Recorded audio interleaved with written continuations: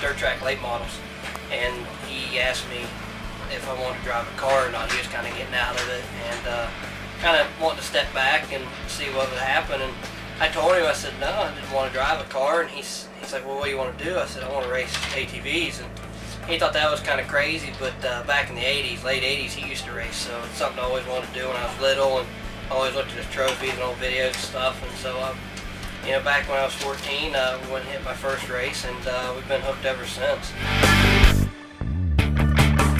It definitely looks, I've had a lot of people tell me the bike looks sick, and it really does. My mechanic Todd does a good job prepping the quads every weekend, week in, week out. One of the biggest things, in my opinion, is the bike handles so well. The way they have the inverted rotors, I guess, and calipers on the front, the spindle setup is it's phenomenal. I mean, the way you can, bolt chassis pieces on it. Not only can you, if you bend something or break something, you don't have to buy a whole chassis. You can buy pieces, and just to be able to do that and have that, and to have one of the fastest production bikes out there is definitely an advantage for sure. Say honestly, it's a mixture of both. You have to be consistent, but you also have to find that edge to where you're in control but out of control. You just got to find that fine line, and that's the hard part to walk. Is if you walk a little bit too far, you're done. If you don't walk far enough, you're out of the race. So my favorite track is Union, South Carolina, the Big Buck. It's usually round 4. And it's my favorite. I don't know why. It's just I've always liked that track. Always felt good there, and just always seems to flow and work really good there.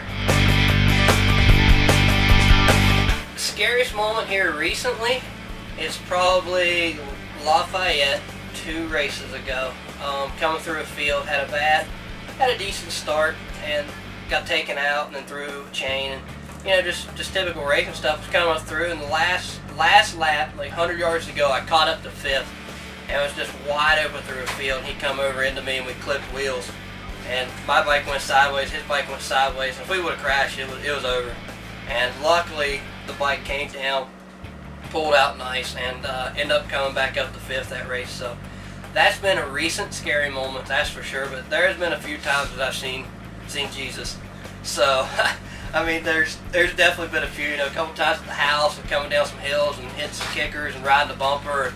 Powerline's been another good one. And it always seems like it never happens when you're by yourself. It's always when you're with a crowd of people. So there's definitely been some scaries, but that's been the most recent I can remember. Buy a DS450 XXC EFI from your local dealer. Get the $1,000 racer package and go at her. That's it. I got a Mafia now started up. It's called the McGill Mafia, and I am the Don of the Mafia. So it's really cool to have a big fan base. I mean, I've went through probably 2,000 shirts already, and it keeps growing. And it's pretty cool to have that Mafia out. Having all the Can-Am yellow T-shirts out there and cheering you on. And I mean, you could be down, have a horrible day, just drag butt, just miserable, want to go home, and you see somebody in the woods cheering you on. It's still it's awesome. It's awesome to have the crowd there to pick you up.